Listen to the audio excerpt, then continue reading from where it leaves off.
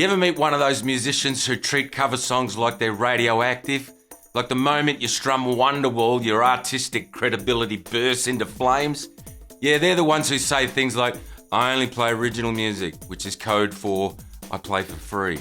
Meanwhile, they're performing to 3 people and 1 emotional support dog acting like it's bloody Madison Square Garden. Now, I get snobs in my comments all the time. They show up like clockwork whenever I talk about working musicians making a living. Real musicians don't play weddings. Oh, you're just karaoke with strings. Yeah, well, I'm also karaoke with an ABN and a tax return. Today we're talking about music snobs, the self-appointed gatekeepers of taste, tone, and pretension. We'll dig into why they exist, why they're allergic to fun, and why they're just jealous you've turned music into rent money.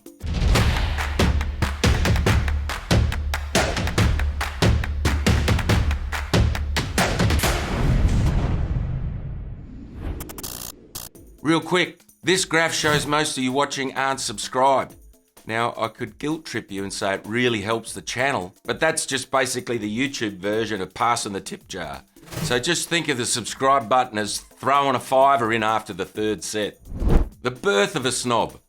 Music snobs are born the moment someone confuses taste with identity. They fall in love with obscure bands and start to think that liking unpopular songs makes them special somehow. It's like hipster puberty. Once it hits, there's no going back. They say things like, I could never play a pub gig.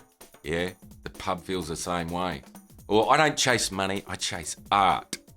That's great, but you can't pay your phone bill in symbolism. It's easier to be misunderstood than be unimpressive. The music snob exists in every town. Usually mid-30s, owns 3 pedals, and speaks exclusively in words like authenticity and integrity. They don't smile much because that would require facial muscles not powered by irony. Their natural habitat is the Facebook comment section where they explain that playing Sweet Caroline isn't real art. Then they link you to their SoundCloud track called Existential Foghorn in D minor. They believe that being misunderstood is proof of genius, when usually it's just poor crowd work.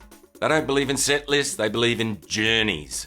You know, the kind where the audience leaves halfway through. Here's the thing, working musicians perform for people, not at them. The different breeds of snob. There are levels to this. Type 1 is the classic rock snob. Owns 12 Zeppelin shirts, hates every new band since 1979 and says things like, they don't make music like they used to. Yeah, they do, you just stopped listening when the radio stopped having knobs. Type 2, the jazz purist. Can play every scale known to man, but can't play a single gig without clearing half the room. Their solos sound like someone accidentally kicked a xylophone down the stairs. Type 3, the bedroom philosopher.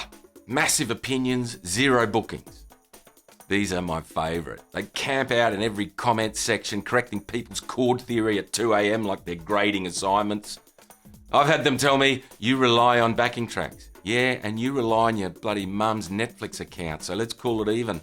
Music snobs are usually failed romantics. They fell in love with the idea of being a musician, not the job itself. They want admiration without accountability. They want applause without requests. They want to be discovered without learning Mustang Sally. See, working musos have to prove it every night.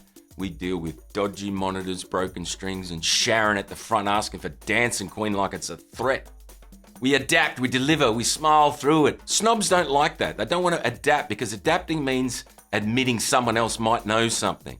So they hide behind purity. They think the problem is that the audience doesn't understand them, when really the audience just didn't enjoy them. There's a difference between misunderstood and being boring.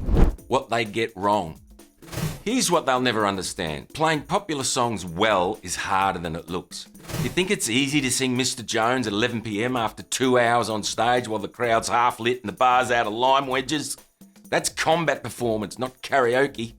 A snob says anyone can play cover songs. Yeah, then why can't you make a crowd sing along? It's easy to impress other musicians. Just play something in 13/8 and look sad. It's harder to make normal people feel something. Real pros know that performing a song people already love and doing it justice takes skills, restraint, and respect for the material. Why snobs secretly hate cover musicians? Because you're doing what they can't. You're connecting. You've got a crowd singing along, beers in the air, people dancing, and regular money coming in. Meanwhile, they're in their bloody bedroom wondering why their 8-minute original 11/16 never took off.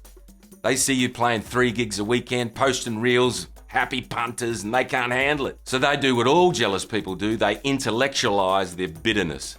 They'll tell you, you're just a human jukebox. Yeah, you're just a walking cautionary tale about networking. Some of them comment, real musicians don't play cover songs. Yeah, real musicians don't live with their parents, have to work at Guitar Centre just to afford strings. Snobs hate cover acts because they expose how little artistry matters when there's no audience to hear it. The myth of selling out. Here's the irony. The people most obsessed with not selling out have nothing anyone wants to buy. Playing music people enjoy doesn't make you a sellout, it makes you a professional. Doctors don't call themselves sellouts for treating common colds. They call it a career. The snob version of selling out is basically anyone more successful than me. You can be the best guitarist in town, but if your ego walks on stage before you do, no one cares. They hate that your skills translate. You've learned how to read a room, win over strangers, and make a night feel special. That's not selling out. That's customer service with rhythm. And let's be honest, no one ever left the pub saying, that guy's modal phrasing really spoke to me. And that's what really kills a snob. You've learned to make music for people, not at them. Reality check. I used to flirt with the snob mindset myself. Back in the day, I thought pub gigs were beneath me. Then I played one. The people were laughing, dancing, tipping, buying CDs. They sang, they clapped. One guy even bought me a drink that didn't come from a mate's fridge. Someone even said, you made our night. I thought, wow, turns out joy pays better than ego. There's nothing like a crowd singing along. You can't fake that energy with obscure time signatures. I've seen audiences in tears over a simple Ed Sheeran cover, and I've seen artsy acts empty a room faster than a fire drill. If your music only impresses other musicians, you're not a genius. You're just background noise at a music store on a Tuesday. The difference between art and attitude. There's this myth that suffering equals authenticity. Snobs live for it. They think if their music isn't appreciated, it must be too advanced. It's like a chef burning every steak and calling it abstract cuisine. But being accessible doesn't make you a sellout, it makes you a communicator. Look at guys like John Mayer, Prince, Stevie Wonder, all virtuosos, yet all totally listenable. That's the balance. Play brilliantly, but don't forget why people listen in the first place. The snob treats the crowd like a lecture, the pro treats it like a conversation. The cure for snobbery. You cure snobbery the same way you cure stage fright, by gigging. Get out there, play to humans, mess up, take requests. You'll learn that humility pays better than ego, and there's more heart in one sing-along than in 100 avant-garde explorations of space. When you stop trying to impress other musicians, you start becoming one worth listening to. The big picture. Here's the truth. There's no superior genre, there's only connection.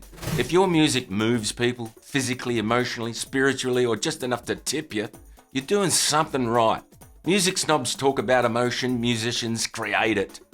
You don't need to reinvent harmony, you just need to make a room of strangers forget the world for a while. That's the job. And if you refuse to speak in a way people understand, that's not integrity, that's arrogance. So next time someone sneers at you for being a cover artist, just smile, because while they're perfecting their attitude, you're perfecting your invoice. So to all the snobs who'll probably comment on this video, I look forward to your essay. I'll be reading it in between gigs. Drop the most pretentious line you've ever heard from a musician in the comments. Right about now, a few of my other videos should be showing up. It's basically YouTube's version of an encore, except this time the lights don't come on and nobody has to carry a subwoofer to the car. So go on, pick another one. Let's both keep pretending this counts as practice. Thanks for watching, legends. We know the purists didn't get this far.